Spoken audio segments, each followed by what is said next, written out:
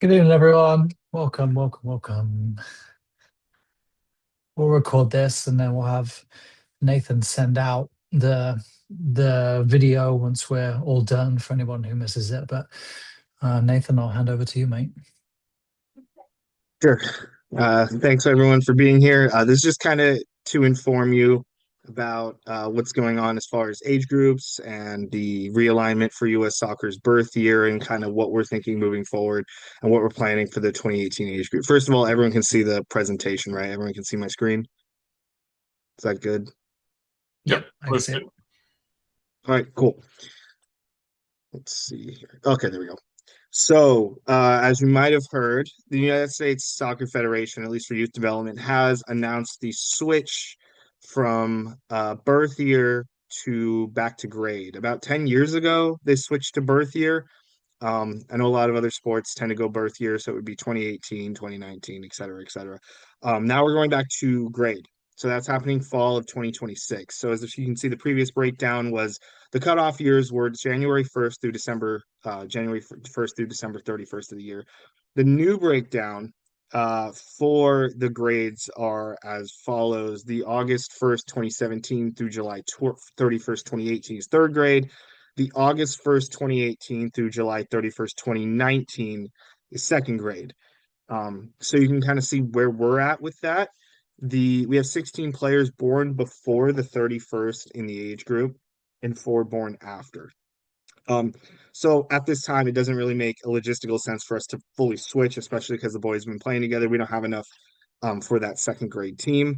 Um, this doesn't really impact anything immediately, but in the coming tryouts, if we are able to, build a team of like mostly pure second graders and, maybe your player would feel more comfortable on that team, we can talk about that, but that's in the future. It also allows you to guest with that team, but nothing crazy is changing as far as the spring. We're going to keep all teams pretty much the same as far as it going, as far as the age group goes together.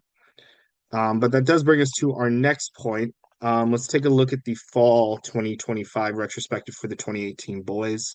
They don't keep the results at this age right now with NorCal, but I was looking back through our sprocket and our reports and basically everything Paul sent me when he covered, et cetera, et cetera. The team finished relatively high in the bracket, which brought in a lot more prospective players, which is a good thing. Um, However, sometimes it definitely seemed like more games becomes less challenging and you result in higher blowout scores. And those are always fun, but those aren't always indicative of, developing at higher and higher levels. If you're losing more games than you're winning, you're the one learning more than the teams that's winning. And also on top of that, we had 13 to 14 players on game day, and that results in less play time overall for everyone.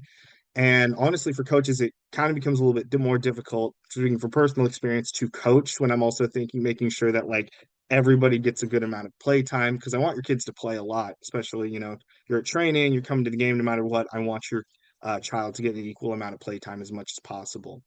But, as I'm focused on that, I also have to think about tactics and whatever's going on in the field and what to tell the players on the sidelines. And it just adds up to being too much. So, what is the solution and what we're going to do moving forward? So, we now have 20 players in the age group, which is great because that's two teams of 10. One team is going to move up to the silver division. The team was in bronze last year. And one team is going to stay and compete in the bronze division. And this is a hugely important move as far as uh, different brackets and divisions because if we put two teams in the same division, let's just say we put two teams in bronze, we can't share players. So we can't actually have guest players go up to both teams in bronze. So let's just say a flu bug goes through one team one weekend and we have four or five players missing. We can't do anything. So there's no point to that. We just end up having to play down. So what's more advantageous for us to do is to take some players and move them up to the silver division, which will be a little bit more tough as far as competition goes, but we think that's a very good thing. Moving on to our next slide.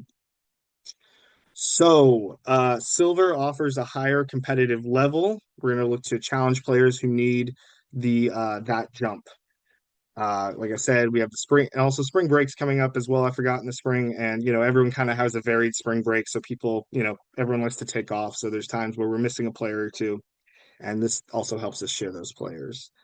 Less players on each team also means more playing time for everyone. That's really the big thing I want to emphasize. Uh, the biggest way to see if the players and the boys are learning and kind of getting what we're trying to work on is seeing them be able to execute on the field, right? But if we don't have that consistent amount of time, or to use a scientific term, sample size, and be watching your player make the decisions they're making on the field, I don't know if they're quite getting it, or if not, like, you can see it in practice. I see great things in practice all the time, but we get to the game and it's completely different stories sometimes, and that's not anything out of the ordinary for development. But I want to get your kids on the field playing more. I want everyone to get a lot more playing time, which is great because we have two teams of 10. We're rolling with three on the sideline, which is fantastic for subbing. Everyone's going to get much more playing time. And then again, this is also based on the talent development for the players. Players develop at their own rate, and there's nothing necessarily wrong with developing faster or developing slower. They all love the game and they're trying to kind of figure out their footing in it. We want to make sure we offer your each and every one of your players a spot where they can continue to grow and get a little bit better and more confident on the field. So depending on where we kind of think bronze or silver will be kind of like the next right step for your player, based upon kind of what we're seeing in training and how they put themselves out there and kind of what we see and what we feel is best. So, how's that going to affect training? The teams will be generally in the same location most of the time, but they're going to be kind of training separately with two different coaches. And the reason of this is each team may need something different, right? If the bronze team needs to work on goal scoring and we're possessing the ball really well, but we can't put the ball in the net, but the silver team needs to work on defending, it's not quite advantageous if we're trying to work on, two different separate things and trying to combine all at once. So that's kind of going to be the focus for that. We may still train together, if the team has like lower numbers. Let's just say people are gone on vacation or sick. If only 4 to 7 players of one team show up, and only like 5 to 6 of the next team, we're just going to combine because there's no point, keeping it apart. We'll just run the whole thing and we'll combine. We'll adjust on the day of. Especially and or we might combine if the teams have similar focuses, right? We're both working on defending. That's great. Let's try to see what we can do with that. Um, and then players are going to be placed on each team based on myself and me talking to the coaches about where we think everyone should be as far as what they need for their next step in their development. And I do want to stress again, this is not about who's more developed or who's a little bit more skilled with the ball. This is about putting your players in the right spot to continue to grow. And if we feel your player needs a little bit more challenge, then we're going to go ahead and put them into the silver. We feel your player, is doing well with right where they're at and can stay in bronze and kind of develop there. That's what we're going to kind of to focus on that. Let's see. And then you might ask, how are we going to look at how we develop our players? U.S. Soccer has given us methodology for all of that. As you can see, this is kind of how we look at players. We have the qualities of a U.S. soccer player down in the bottom left, things we kind of go for and look when we're assessing players and their growth and their development within the Vikings. Because not only is this U.S. soccer, the Vikings also use this methodology to continue to support the growth of your players. And then finally, just as a see, you can kind of see this is kind of what we look for as well when we're assessing players to see where should they be at, what should they learn, what do they need to work on, and specific things. I probably look over this and look over the roster once every 2 weeks just to kind of keep it in perspective of like how we look at your players and their development specifics. I'd be more than happy to send this framework with you if you have any more questions or specifics.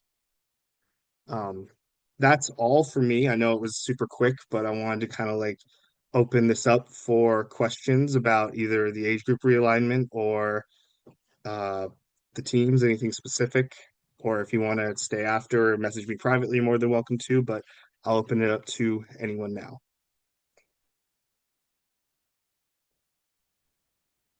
I have one quick question, Nathan. This is Nick. Sure. Um, you said they'll practice at the same field. The two teams will be at the same field, just in different kind of. Assuming that most people are there, it'll be two separate kind of practices running though.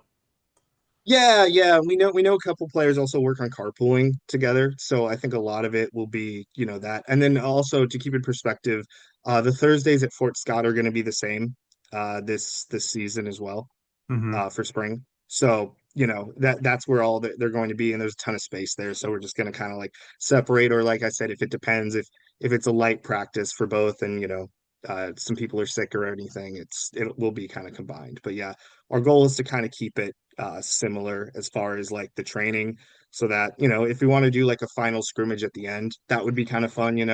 Maybe like last 10 minutes, we just have like a scrimmage, see kind of how it's going and specifics. But yeah, it would be two coaches at two location or at the same location. Or if we can and we have an additional training spot we can go into, we can also look at that where it's specifics. I am going to be one of the coaches for sure that's consistently working. My goal in spreading out for this next season is to kind of spread out the training so that I'm able to take a lot more of a hands-on role with each team, if that makes sense. Okay, so you'll still be involved with both.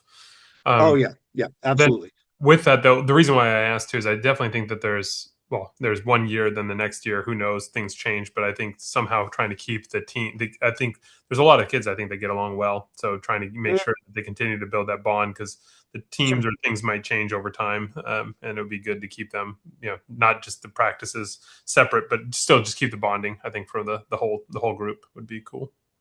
Yeah, absolutely. And like we said, like it's going to be kind of, it might be like the opening thing. Maybe we play together occasionally, and then we separate for like the more specific practice intention. There's a myriad of ways we could do it. It just kind of depends on like what each team needs that week, if that makes sense. I think our overall goal is to break into two teams, and we'll kind of put it out on Sprocket and go from there. If you have any specific questions you want to reach out to me about, or Lee, feel free to email, or that's all I had for tonight. So if there's no more specific questions, or Lee, if you have anything.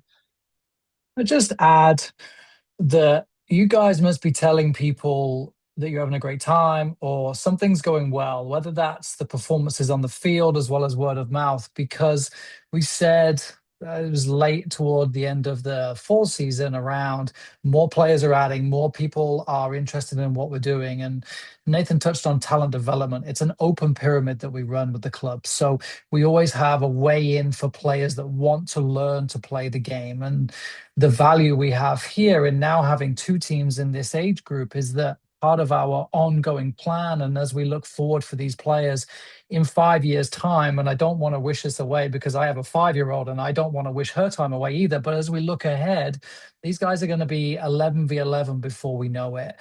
And so the purpose of the training now, whether it's together, whether it's breaking up, it allows the coaches to give a little bit more hands-on training, as Nathan explained, with the games and additional playing time and deeper focus within the game. So there's lots of positives that will come out with it, along with that camaraderie and that group that will stay together. Because as we look to add more players and create third teams in the future, when we get to 11v11, the 3 or 4 teams that we will have through 7v7 and 9v9 will ultimately become 11v11 players. And then, of course, there's natural attrition as other players find other sports that they move on to. And so much of the pyramid right now is about bringing as many players in, getting them the best training that we can, putting them in the best environment, building really good friendships and environments around them. So that's the real success that we had early on, and the work that Nathan has done, and the props to him and his team of just engaging these players even when it seems like maybe it was a little overwhelming, or to Nathan's other point, maybe there wasn't enough players there and we're having to merge with some of the 2017s as well. So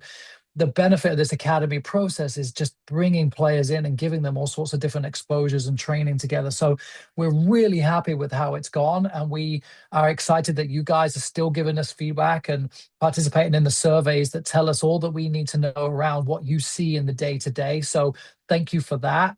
And just keep firing away with any questions or anything that you see in the flow of training or of games. And if you end up on one team and want to have some game time on the other, or you want to train in the other, or you have a really good friend in the other team, there's nothing concrete at this level. So if there are things that we have to take into consideration and additional context, just let Nathan know, because we'll happily make anything we can work for these players, because they are still so young and we have a long way to go with them. Biggest thing we need right now is for them to love the game and to feel that challenge. So the different levels of play will be really appropriate for this coming season. But I just wanted to emphasize, number one, Nathan, the work that you do, the work that your coaches do is outstanding. And then also to the families that are here and the families that will be watching this back, like, thank you guys for telling your friends, for showing up every week, and for continuing to allow us to put this academy model into action and just see the benefits of it. So thank you all for everything that's going on. Yeah, and really quick in the chat, Dan asked, when are we going to have the split? We're going to start instituting it over the next weeks or so. The goal is to have it fully set up by spring. That's the big thing. We're kind of in that time right now where it's just winter, but overall, I think I'm right now have like a rough sketch out of basically where I think everything is. But it's going to be relatively soon, probably within like a week or so. You'll probably see it in the sprocket of like the specific teams, and you'll be like, oh, okay, I'm with this team, I'm with this team. Like I said, but if there's any concern or anything, again, feel free to reach out or anything. Just send me an email on Sprocket or chat on Sprocket. We can arrange a time. Um, like I said, the goal of this is not to like have this like monumental shakeup where everything's going. The goal overall is to just get them more playing time. Like I just want your kids to play more, and that's going to be the big focus. And there's just no way to do it with the amount of players we have and one team. It has to be a separate team. I wish it could all, one big large team. If there's 11v11, this is like the perfect size. You have almost rolling with two teams. It But used to if be we got 11. It we got was 8v8 to 11v11, right around this age. So Yep. Yeah, that'd be it. So that's kind of the focus on that. But I'll send follow-up chats and responses about how that's going and like when's it's fully coming out. I know I'll probably be working on it a little bit later this week, probably tomorrow. Any other questions? If not, I'll wait around to after everyone's heading out. But that's all from me, and I think from Lee. So if you have any questions, we'll wait around. But if not, have a great evening. Thank you for your thank you, attention for everybody. this. Thanks, guys.